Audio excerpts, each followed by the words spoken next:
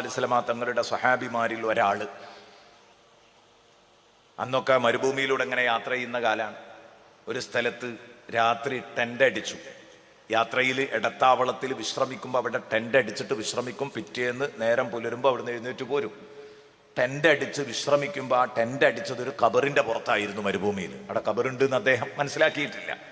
അങ്ങനെ അവിടെ കിടക്കുമ്പോൾ ആ ഭൂമിക്കടിയിൽ നിന്ന് തബാറക്കല്ലദീ ബിയദിഹിൽ മുൽക്ക് വഹുവ അലാ കുല്ലി ഷൈഇൻ ഖദീർ എന്ന് പറയുന്ന ഈ ഒരു സൂറ, ആ സൂറയുടെ പാരായണം ഇങ്ങനെ കേട്ടുകൊണ്ടിരിക്കുക.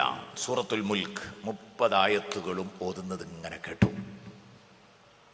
അദ്ദേഹം ചാടി എഴുന്നേറ്റ് കിടക്കുന്നതിൻ്റെ അടിയിൽ നിന്ന് ഖുർആൻ ഓതുന്നു. നോക്കിയപ്പം മീസാൻ കല്ലുകൾ ഖബറാണ്. അവിടുന്ന് അത് പൊളിച്ച് വേഗം യാത്ര തുടർന്നു. ഒറ്റക്കല്ലേ. മുത്തുനബിന്റെ അടുത്ത് വന്നിട്ട് പറഞ്ഞു, മുത്തുനബി എങ്ങനെ ഒരു അത്ഭുതം ഉണ്ടായി? മുത്തുനബി പറഞ്ഞു, സൂറത്തുൽ മുൽക്ക് അല്ലേ കേട്ടത്?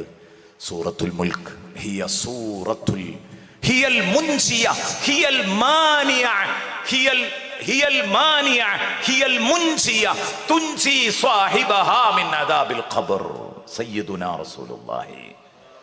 അത് പ്രതിരോധം തീർക്കുന്ന അധ്യായമാണ്. ഹിയൽ മാനിയ ഹിയൽ മുൻസിയ, അത് രക്ഷകനായെത്തുന്ന അധ്യായമാണ്. നിങ്ങളുടെ രക്ഷകയായെത്തുന്ന അധ്യായമാണത്. തുൻജി സ്വാഹിബഹാ മിൻ അദാബിൽ ഖബർ, നരകശിക്ഷ ഖബർ ശിക്ഷയെ തൊട്ട് അത് ഓതുന്നയാളെ അത് സംരക്ഷിക്കും. സയ്യിദുനാ റസൂലുള്ളാഹി.